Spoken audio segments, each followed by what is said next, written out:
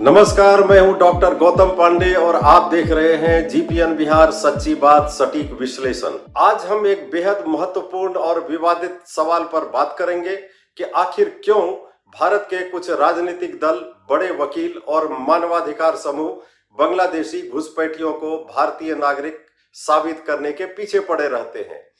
ये सिर्फ कानून का मामला नहीं बल्कि राजनीति, वोट बैंक, जनसंख्या संतुलन और अदालत की मजबूरियों का जटिल खेल है। तो चलिए गहराई में समझते हैं। सबसे पहले बात राजनीति की, क्योंकि यहीं से पूरी कहानी शुरू होती है।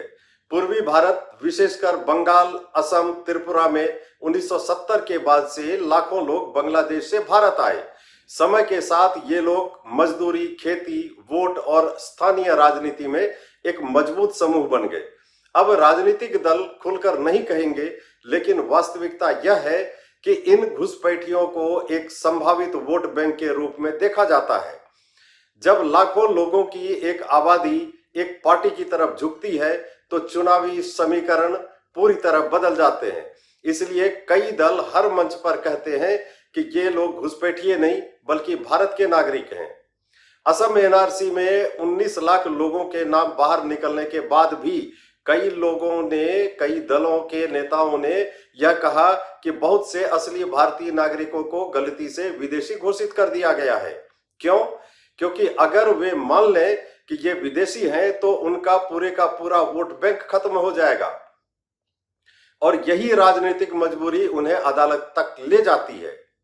अब बात करते हैं अदालतों में खड़े दिग्गज वकीलों की। इनमें से कई वकील वैचारिक रूप से मानवाधिकार राजनीति से जुड़े होते हैं। वे मानते हैं कि सरकार, सुरक्षा एजेंसियां या प्रशासन कभी कभी राजनीतिक कारणों से कुछ समुदायों को घुसपैठिया बताने की कोशिश करता है। इसके अलावा कई बड़े एनजीओज जो अंतर्राष्ट्रीय फंड से चलते हैं, इन्हें मजहबी उत्पीड़न से भागे शरणार्थी कहते हैं और अदालत में इनके अधिकारों की लड़ाई लड़ते हैं।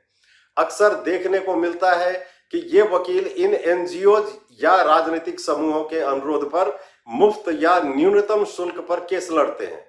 यहाँ एक और पहलू है। अदालत में नागरिकता एक बड़ा संवैधानिक सवाल होता है। यहाँ दिग्गज वकील अपनी वैचारिक पहचान और प्रतिष्ठा दोनों जोड़ते हैं। बहुत लोग पूछते हैं कि जब पता है कि ये घुसपैठिए हैं तो कोर्ट क्यों नहीं सीधे केस खारिज कर देता? कानून का जवाब बहुत साफ है कि कोई भी व्यक्ति प्राकृतिक न्याय यानी न्यूट्रल जस्टिस का हकदार है। अगर कोई कहता है कि मैं भारतीय नागरिक हूं तो अदालत उसे सुने बिना ना तो विदेशी घोषित कर सकती है और न ही उसके अधिकार छीन सकती है। दूसरा मुद्दा, किसी को बांग्लादेशी साबित करना आसान नहीं है। सरकार को प्रमाण देना पड़ता है, जैसे जन्म record, school document, voter list इतिहास, माता पिता की नागरिकता, सीमा पार रिकॉर्ड, पड़ोसी बयान, जिला प्रशासन की रिपोर्ट आदि। इनमें से कई चीजें बांग्लादेश से सत्यापित करनी पड़ती हैं। ये प्रक्रिया लंबी, जटिल और समय लेने वाली होती है। अदालत एक गलती नहीं करने देना चाहती कि कहीं कोई असली भारतीय नागरिक गलती से विदेशी घोषित ना हो जाए।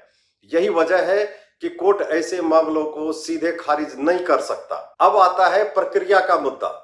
इन मामलों में बीएसएफ, स्थानीय पुलिस, विदेश मंत्रालय, राज्य सरकारें, नागरिकता निदेशालय और कभी-कभी बांग्लादेश सरकार सबकी रिपोर्ट लगती है। याचिकाकर्ता यानी घुसपैठियों के समर्थक बार बार नई याचिकाएं, नई दलीलें, नए दस्तावेज लेकर आते हैं। एनजीओज और वकीलों की लॉबी अदालत पर लगातार दबाव बनाए रखती है कि मानवाधिकार का मामला मानकर इसे गंभीरता से सुना जाए। इस वजह से केस 5-10 साल तक चलते रहते हैं। दोस्तों, ये सिर्फ कानून नहीं, राजनीति प्लस जनसंख्या प्लस लॉबी का खेल है। इस पूरे प्रकरण का विश्लेषण ये है कि अगर पूरे मुद्दे को एक पंक्ति में समझना है तो वह यह है कि यह बांग्लादेशी घुसपैठ का मामला उतना कानूनी नहीं जितना राजनीतिक, जनसांख्यिकीय और वैचारिक युद्ध है। पूर्वी भारत में जनसंख्या संतुलन तेजी से बदल रहा है। कुछ राजनीतिक दल इसे अवसर के रूप में देखते हैं, वहीं दूसरी तरफ राष्ट्रीय सुरक्षा एजेंसियां इसे बड़ा खतरा मानती हैं। एनजीओज और मानवाधिकार समूह इस मुद्दे को अल्पसंख्यक संरक्षण और शरणार्थी अधिकार की बहस बनाकर अदालतों में खींच लाते हैं। इसलिए घुसपैठियों को वापस भेजने का विषय अदालत, राजनीति, दलीलें और साक्ष्यों की जटिल भूल भुलैया में फंस जाता है। इसका निष्कर्ष ये है कि राजनीति अपने वोट बैंक बचाना चाहती है, एनजीओज अपनी वैचारिक लड़ाई लड़ना चाहती है और अदालतें संविधान की रक्षा करना चाहती हैं। इसी टकराव में बांग्लादेशी घुसपैठ का मुद्दा कभी पूरी तरह सुलझ नहीं पाता। तो ये था हमारा आज का घुसपैठ और अदालती कार्रवाई का विश्लेषण। अगर ये वीडियो आपको पसंद आया तो लाइक करें, शेयर करें और चैनल को सब्सक्राइब करें। हम फिर मिलेंगे एक नए विश्लेषणात्मक वीडियो के साथ।